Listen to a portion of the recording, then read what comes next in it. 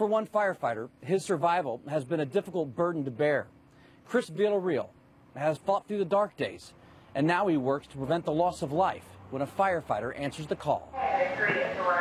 All gave some gave all, and some will never forget. We came in, of course it was the day after Father's Day, and it was hot that day, and so we were going to try to kind of lay low as much as we could so it wouldn't be, you know, we could stay inside the AC as much as possible. The smallest of details are remembered. We were going to barbecue some pork chops out there that on Monday. The final day, the final moment of each firefighter is etched in Chris Villarreal's memory. Michael French brought, his daughter gave him some Rescue Me, and he was a big Rescue Me fan.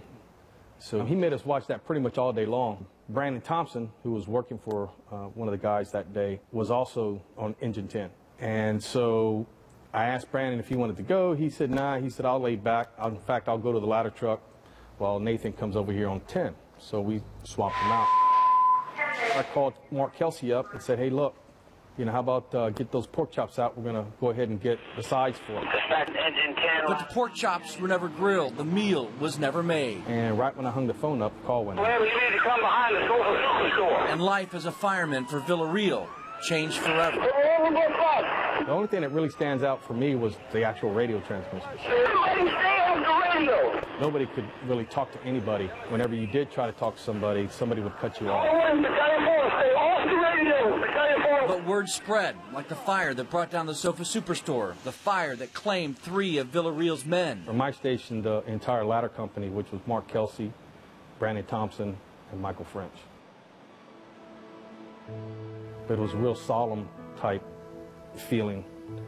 I mean, there's nothing like pulling one of your own guys out and taking them to the, and you're just sitting there talking to them 1 minute, and next thing you know, you're carrying them out and putting them on in the coroner's van. You know, it's a feeling that I don't want, that I really don't see anybody else trying to go through. All right, so everything else is good, huh?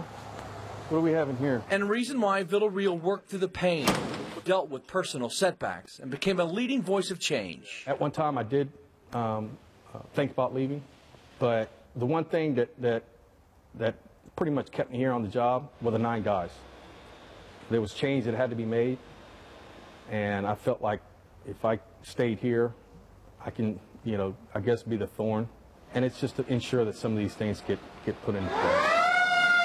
The department has undergone real change in 5 years, and so has Chris Villarreal. The Charleston Fire Department was left broken, but pulled together to ease their pain. The department created the Charleston Firefighter Support Team, a counseling group dedicated to the emotional health and well-being of firefighters and their families. The initial purpose was to help each other heal after the fire, but 5 years later, they are doing so much more. We were able to expand this team to provide a full-service counseling unit where we help families and firefighters with whatever stresses them and whatever bothers them in their daily lives. The support team is now made up of 3 clinicians, a team physician, and 12 peer counselors. Every year on the anniversary of the fire, they spend the day at the memorial site for anyone who needs help.